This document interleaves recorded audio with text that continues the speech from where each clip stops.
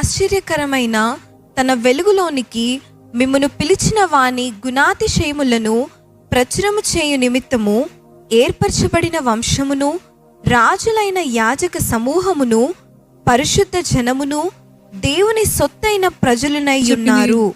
Why should we వర్ణ పరాక్రమ కార్యాలను బట్టి, ఆయన ఆశ్చర్య కార్యాలు బట్టి ఆయనని స్తుతించాలి. ఆయన గొప్ప దేవుడు, ఆయన చేసిన ఉపకారాలు అన్నిటిని బట్టి ఆయనని స్తుతించాలి. మూడవది ఏంటిది? ఆసీనుడు అవుతాడు కాబట్టి మనం స్తుతిస్తే పరిశుద్ధాత్మ దేవుడు ఆ స్థలాన్ని అంతా కూడా ఆవరిస్తాడు. మనము ఏర్పరచబడిన జనము. హల్లెలూయా.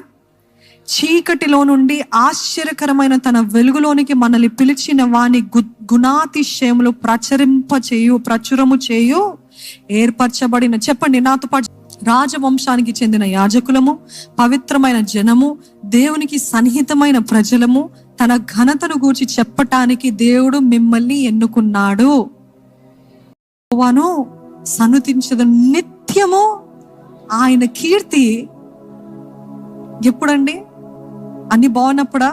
కాదు, నిత్యము ఆయన కీర్తి నా నోట నుండు.